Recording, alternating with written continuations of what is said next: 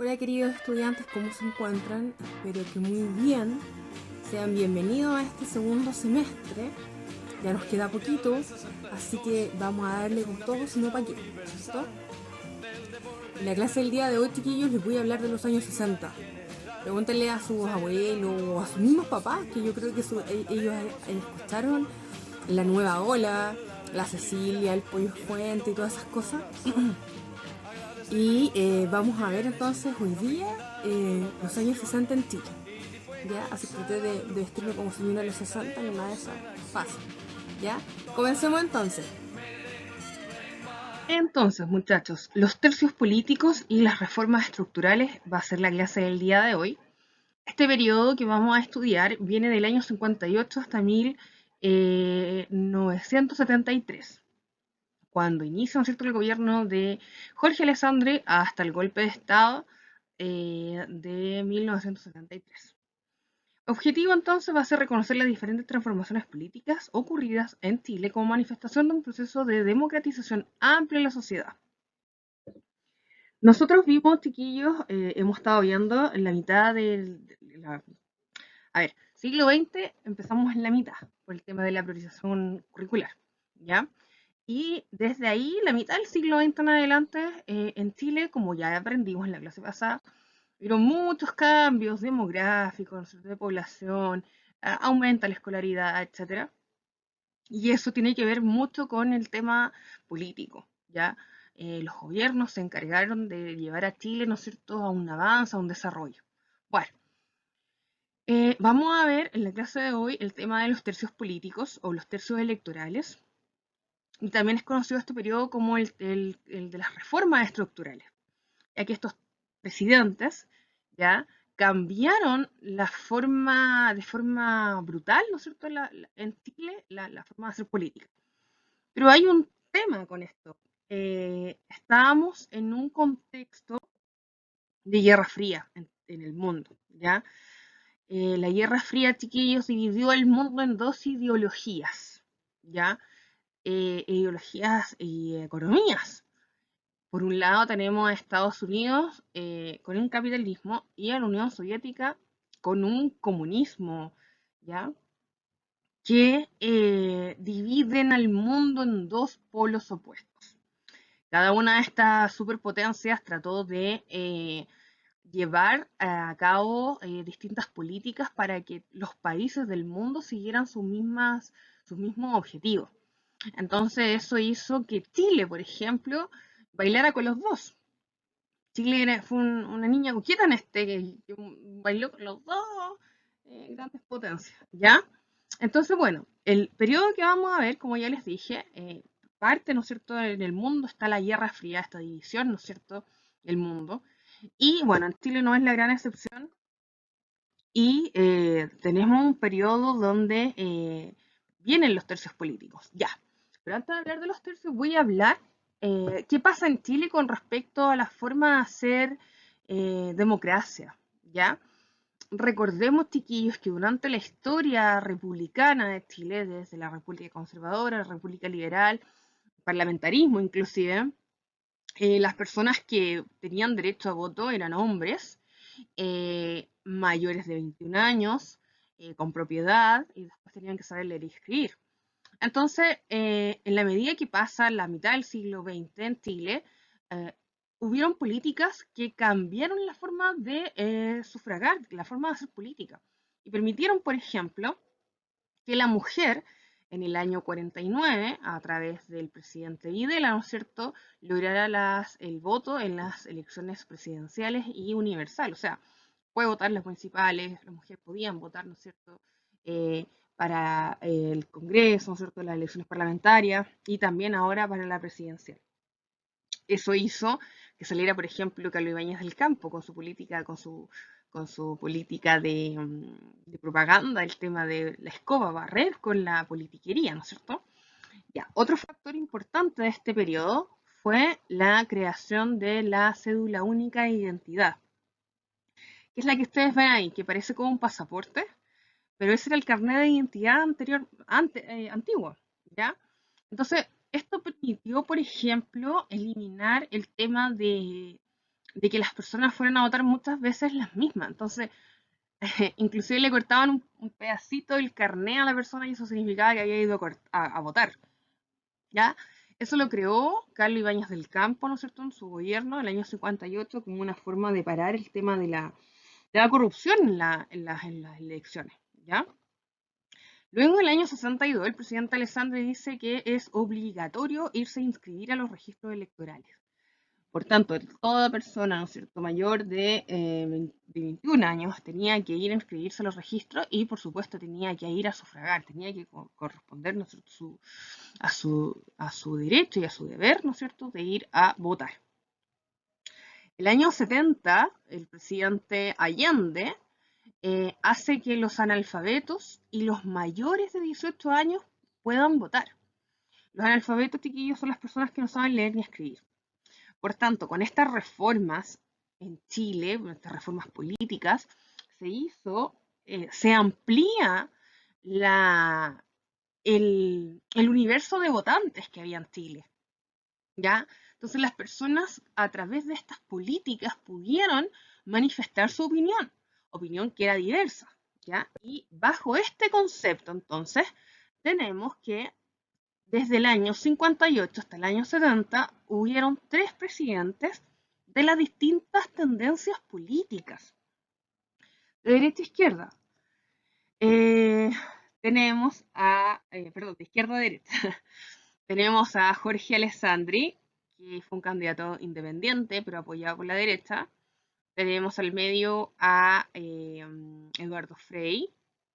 Él fue candidato de la democracia cristiana, de centro. Y tenemos finalmente a Salvador Allende, apoyado por la Unidad Popular y, por supuesto, del sector de izquierda, ¿ya? Entonces, ¿por qué se llama esta clase? La vamos a llamar los tercios políticos o las reformas estructurales.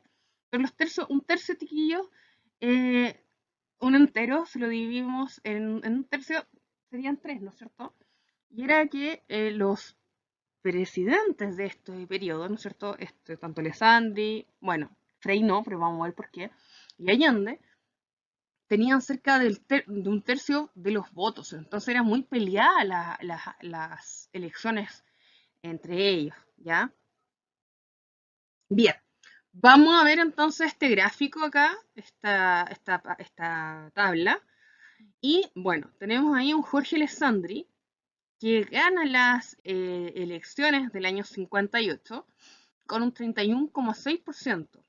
Y abajito el año 70 tenemos a un Salvador Allende que gana con un 36,3% versus un 34,9%, casi 35%, ¿no es cierto?, de Jorge Alessandri.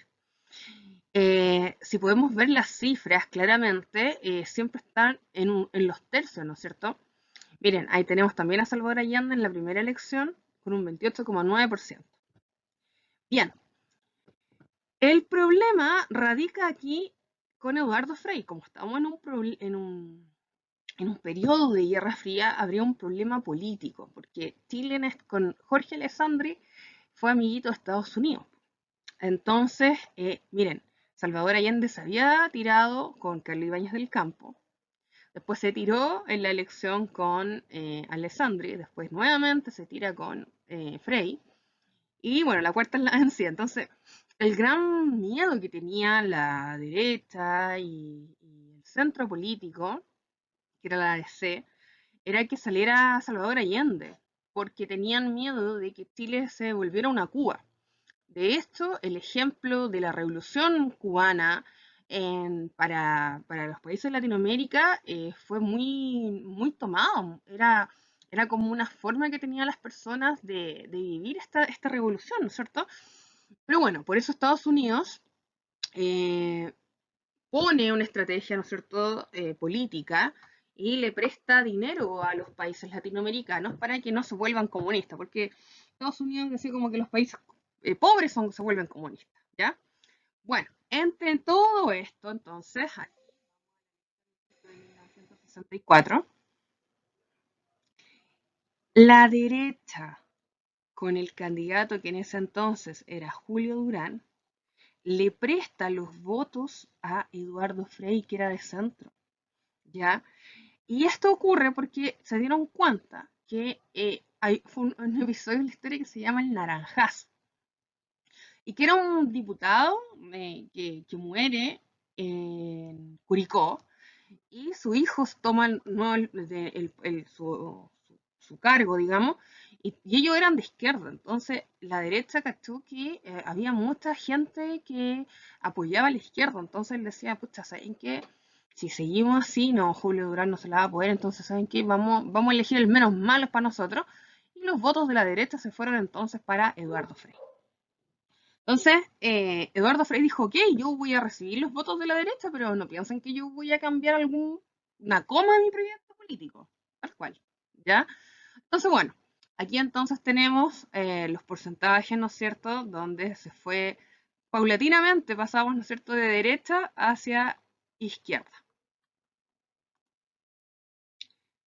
Bien, durante este periodo también, chiquillos, hubieron transformaciones políticas muy importantes, ¿ya? Si bien al inicio del siglo XX teníamos partidos que tenían una marcada concepción, que venían de la élite, bueno, a excepción, ¿no es cierto?, del partido de la Foch, ¿no es cierto?, el Partido Comunista, pero eran con una orgánica bastante estructurada. Entonces, aquí se empiezan a descomponer y se empiezan a ir para otros lados, ¿ya? Entonces, a partir de la década del 50, los radicales, que era el mando político más importante, ¿no es cierto?, que gobernaron 3 presidentes, Pedro Aguirre Cerda, Juan Antonio Ríos y Gabriel González Videla, deja de ser el principal partido político, ¿ya? Y pasan a tener un papel subalterno en los sistemas, ¿no es cierto?, de partido. En el 57 la Falange Nacional se transforma en la Democracia Cristiana, un partido ideológico con proyecto de país, ¿no es cierto?, y la Democracia Cristiana reemplazará al Partido Radical en el centro político. Es decir, en otras palabras, los radicales ahora se van a llamar los demócratas cristianos, ¿ya? Son como el centro político, para que ustedes sepan. Y por otra parte tenemos los partidos de izquierda, socialista y comunista, que se fortalecen durante este periodo. Por supuesto que todo tiene que ver con respecto a lo que estamos viviendo en el mundo con el tema de la Guerra Fría, ¿ya? Por tanto, los partidos de izquierda, movidos, ¿no es cierto?, por el ideal comunista de la Unión Soviética, se sienten atraídos y claramente por el tema de la Revolución Cubana, ¿ya? Entonces siempre están de forma pujante en este periodo. Ya. Entonces aquí tenemos la evolución de los partidos políticos en un mapa. Siempre los mapas nos ayudan a ordenarnos. Y tenemos entonces que la izquierda viene de los grupos, ¿no es cierto?, de trabajadores y el Frente de Acción Popular, el FRAP, y que llega a la presidencia a través de la Unidad Popular, que son parte, ¿no es cierto?, de los radicales que se dividieron, ¿ya? Porque los radicales que formaron el centro también se fueron tanto para la izquierda como a la derecha. Miren qué cosa más curiosa, ¿ya? Entonces, el centro fue la Democracia Cristiana, que también llega al poder con Eduardo Frei, y tenemos el Partido Conservador, eh, que venía de la tradición de los liberales y que forman el Partido Nacional que lleva al presidente Alessandri al gobierno. Bien, entonces, la superación de la pobreza y los problemas del desarrollo económico se promovieron a través de las distintas reformas estructurales, ¿no es cierto?, que cada uno de estos presidentes realizó bajo su gobierno. Entonces tenemos a la derecha, ¿no es cierto?, con reformas económicas liberales. Él promueve la reforma monetaria, ¿correcto?, y la modernización de la economía, el inicio de la reforma agraria. La reforma agraria, chiquillos, va a ser la reforma que acompañe a estos 3 presidentes. La inicia Jorge Alessandri y la termina Salvador Allende. ¿En qué consiste la reforma agraria? Es reformar los suelos cultivables, específicamente en el sur de Chile, ¿ya? Tenemos un Frei Montalva, entonces, que promueve la revolución en libertad, y él hace los cambios más importantes, chiquillos, en este periodo, a mi parecer, ¿ya? él, con el apoyo de la Iglesia, hace las mayores transformaciones en la reforma agraria, hace que la gente empiece a tener sentido político, que se agrupen, ¿no es cierto?, personas con un mismo interés, ¿ya? Y hace una reforma educacional, hace que la educación básica, ¿no es cierto?, y la educación media sean obligatorias, ¿ya? Y finalmente tenemos a Salvador Allende, que promueve la vía chilena al socialismo. ¿Qué significa esto? Él profundiza de forma radical la reforma agraria y, bueno, nacionaliza todos los recursos del Estado, perdón, los recursos económicos pasan a ser del Estado. Y por eso es que finalmente se produce el golpe de Estado, pero ahí ya lo vamos a ver más adelante, por una disputa, ¿no es cierto?, económica. Ya, aquí tenemos al presidente Jorge Alessandri. Jorge Alessandri vivía cerca de La Moneda y él se iba caminando a su casa. Él era el presidente que tenía que ahorrar. Él invitaba a tomar tecito en La Moneda y solamente invitaba a tecito porque Chile tenía que salir, ¿no es cierto?, de la crisis económica en la que había dejado Carlos Ibáñez del Campo por estos gobiernos, ¿no es cierto?, que eran paternalistas y que le daban todo a la ciudadanía. Bueno, Jorge Alessandri, chiquillos, le tocó súper duro porque el año 60 fue el terremoto en Valdivia, terremoto que tiene la magnitud más grande en la escala de Richter y la de Mercalli, de hecho en la historia del siglo XX, tuvo 9.8, si no me equivoco. Después viene Japón, del año 2000, con 9.1. Y después el tercer lugar también lo tenemos nosotros con 8.7, 8.9, perdón, que fue el último, en el 2010. Bueno, producto del tema del terremoto fue que Chile organiza el Mundial del año 62 y nos deciden dar el Mundial a nosotros para poder recuperarnos, ¿no es cierto?, y levantar a Chile, específicamente a Valdivia, y Valdivia queda sumergido, chiquillos, bajo el mar. El terremoto hizo que viniera un maremoto y devastó, o sea, no quedó costa en Valdivia, ¿ya? Bueno, producto de esto y que tenía que levantar la economía, este caballero firma el pacto con Estados Unidos, la Alianza para el Progreso. La Alianza para el Progreso era como un pacto político, digamos, de Chile con Estados Unidos, en el cual Estados Unidos le prestaba dinero a Chile y Chile se comprometía a hacer su aliado político y hacer distintas reformas para que Chile pudiese evitar, ¿no es cierto?, caer en manos del comunismo, porque Estados Unidos tenía miedo, ¿no es cierto?, de que los países latinoamericanos, siguieran el ejemplo de Cuba, ¿ya?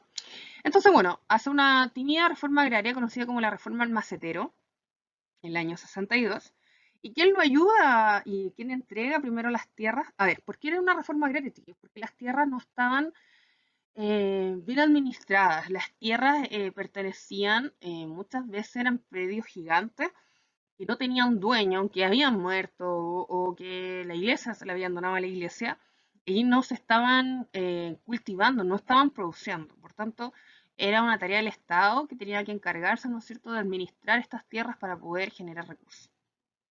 Entonces, bueno, la iglesia fue la primera que empieza esto y les regala, ¿no es cierto?, a Alessandri las tierras para que las personas empezaran a trabajar, pudieran trabajar. Bien, en el segundo gobierno de estos tercios políticos está Eduardo Frei. Este Eduardo Frei, recuerden que él saca el 56% de los votos y es la diferencia dentro de lo que fue cómo salieron electos Alessandri y Allende, ¿ya? Él tiene el apoyo popular de muchos jóvenes. La Democracia Cristiana, que fue el partido político que lo llevó adelante y apoyado justamente por la Iglesia. En este periodo, chiquillos, la Iglesia Católica también tiene una reforma sumamente importante. La Iglesia se da cuenta que lo que está viviendo el mundo no es nada, algo muy a la ligera, y se da cuenta que la Iglesia tiene que ayudar. Entonces ellos se reforman en el Concilio Vaticano II, ¿no es cierto?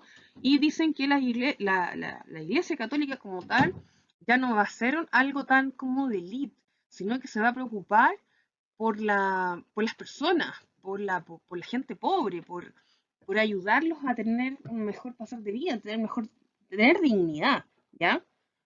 Bueno, y eso ocurre en el mundo, ¿no es cierto? Y la iglesia, ¿no es cierto?, también apoya la candidatura de Frei.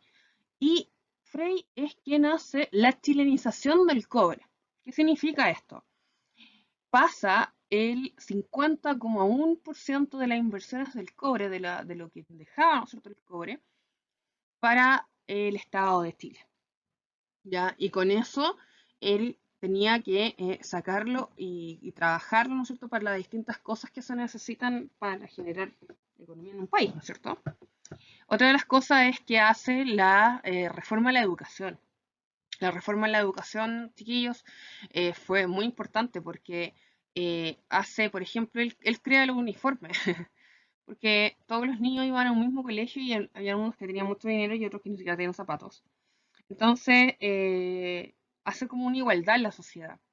También hace de que la educación sea obligatoria y eso hace que Chile, bueno, se tenga que educar. Y la gente educada, bueno, puede pensar.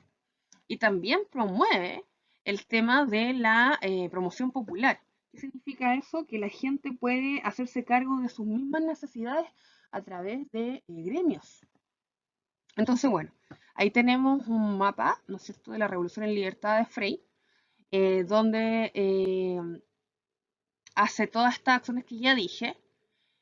Y bueno, Frei, el gobierno de Frei termina muy mal, termina con muchas protestas, porque como él le dio, ¿no es cierto?, a estas personas voz, la gente reclamaba, la gente, ¿no es cierto?, estaba inconforme, la gente, Frei, por ejemplo, mandó a la reforma agraria a quitarle las tierras, ¿no es cierto?, a estos dueños de estas tierras, y se suponía que el Estado le iba a pagar, pero nunca le pagó. Entonces, mucha gente que votó por Frei, porque le dijeron que tenía que votar por Frei porque era el mal menor, estaba desconforme. Ya entonces Frei sale, ¿no es cierto?, sin mucha, con una crisis política dentro de su sector. Ya. Bajo el término, ¿no es cierto?, de Frey, como lo dije, la democracia cristiana se divide en grupos que migran hacia la izquierda y fundan el MAPU y la izquierda cristiana.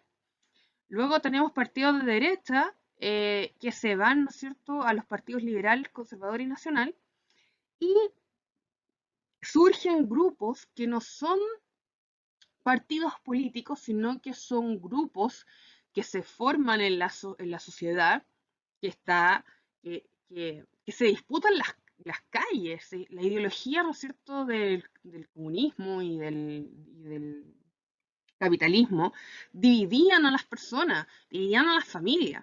Y eso se vio también, ¿no es cierto?, en este periodo. Y bajo este contexto, chiquillos, es que sale como presidente Salvador Allende. Cuando Allende, ¿no es cierto?, asume la presidencia en 1970, ya carga con una persona muerta en su espalda, el general René Schneider, porque el Senado, el Congreso tenía que ratificar su candidatura y la derecha pensó así como que ya, ok, si nosotros matamos a este, van a dimitir esto, o sea, no lo van a hacer. Finalmente no, pues el Congreso lo ratifica y le dice, ya señor, nosotros le vamos a dar a usted la banda presidencial, pero usted tiene que firmar el Estatuto de Garantías Constitucionales. Es decir, usted no puede violar, ¿no es cierto?, la democracia de Chile. Hay una otra muy importante que hay que recalcar de Salvador Allende, que Salvador Allende fue elegido a través de la votación popular, cosa que los distintos, ¿no es cierto?, gobiernos de izquierda del periodo no habían sido así, siempre habían sido tomados por la fuerza. Por ejemplo, el caso de Cuba, Fidel Castro se toma por la fuerza el poder. Entonces, Salvador Allende es recordado en el mundo como el primer presidente, ¿no es cierto?, bueno, socialista comunista que llega al poder, ¿no es cierto?, a través de la elección popular, entendiendo, chiquillos, todo este tema de fondo de la Guerra Fría, ¿ya? Bueno, por supuesto que cuando Estados Unidos cachó que salió Allende, eh, Allende nacionaliza el cobre, nacionaliza la banca y tiene todo un programa para que los recursos de lo que vendía Chile, por así decirlo, pasaran al Estado. Entonces, claramente, Estados Unidos le quita el apoyo económico a Chile porque tenían un gobierno, ¿no es cierto?, comunista, y hace un bloqueo económico y no nos compran nada más ni nada. O sea, entonces, eso generó, chiquillos, que mucha gente saliera del país, arrancara a la gente. eh, Inversionistas tampoco querían venir a Chile porque el Estado lo iba a controlar. Entonces, por otra parte, había estos grupos, ¿no es cierto?, de izquierda y de derecha disputándose las calles, mucha violencia, ¿ya? Y para terminar de rematarla, Salvador Allende dijo que la gente que no quería entregar las tierras llamó a los campesinos a que se tomaran las tierras, ¿ya? Entonces, el Congreso de ahí, bueno, donde tiene parte fundamental, quién era en ese entonces presidente del Congreso, que era el señor Patricio Aylwin, que más adelante va a ser presidente, le dice, bueno, usted prometió que no iba a violar la institucionalidad, pero chiquillos, no se puede estar bien con Dios y con el diablo a la vez, sobre todo con las políticas que Allende quería tener. Y lamentablemente, Allende termina prácticamente solo, ¿ya? Sin apoyo político. Y esa fue una de las cosas por las cuales Allende cae, ¿ya? De hecho, Allende sabía que para evitar un golpe de Estado o que lo sacaran, él iba a llamar a un plebiscito, ¿ya? Antes del golpe, en que son como son las cosas. Bueno, entonces, ¿qué ocurre acá? La sociedad estaba tan dividida, chiquillos, la gente incitaba a que los militares tomaran el poder y vino el primer golpe, conato de golpe, que es el Tacnazo, donde unos militares se acuartelan, ¿no es cierto?, en Tacna, y la idea era empezar a mover los hilos para hacer el golpe de Estado. Bueno, como conclusión, ¿no es cierto?, el 11 de septiembre, las Fuerzas Armadas, específicamente la aviación, la Marina, ¿no es cierto?, y los carabineros, y al último el ejército, se toman el poder, ¿no es cierto?, bombardeando la moneda, sacando muerto al presidente, él se suicida, ¿no es cierto?, él da un discurso en el cual él dice que él va a ser carne de estatua y que su legado iba a perdurar en el tiempo. Y ahí, ¿no es cierto?, es que termina el periodo presidencial en Chile. Bueno, tenemos cambios bastante importantes culturales en el periodo. Tenemos nuestros dos premios Nobel de literatura, doña Gabriela Mistral y a Pablo Neruda, respectivamente. La mujer en este periodo también tuvo una liberación por parte de la ciencia, chiquillos, porque la mujer pudo acceder a las pastillas anticonceptivas y con eso logró controlar la natalidad. Pregúntenle a sus abuelos, chiquillos, cuántos hijos tuvieron, o sea, cuántos hermanos tienen su abuela, por ejemplo, o sus bisabuelos. Y paulatinamente, veámonos ahora, ¿ya? O sea, yo en los años, no sé, pues 50 ya voy a cumplir 30 ahora, ya tendría que tener al menos 3 hijos, estar casada, ¿no es cierto? Eh, Etcétera. Y bueno, como la educación primaria fue obligatoria, ¿no es cierto? La escolaridad aumentó. Y eso hizo, chiquillos, que Chile pudiera, ¿no es cierto?, educarse, pudiera tener una conciencia social y política muy fuerte. Bien, chiquillos, entonces ahí está cuando ambos recibieron el premio Nobel y la síntesis de la clase entonces es que bajo el periodo de la Guerra Fría, ¿no es cierto?, los partidos políticos trascendieron y fueron avanzando, ¿no es cierto?, y tuvimos distintos centros políticos al mando, desde derecha, centro izquierda, y que hubieron tremendos cambios, ¿no es cierto?, sociales bajo este periodo.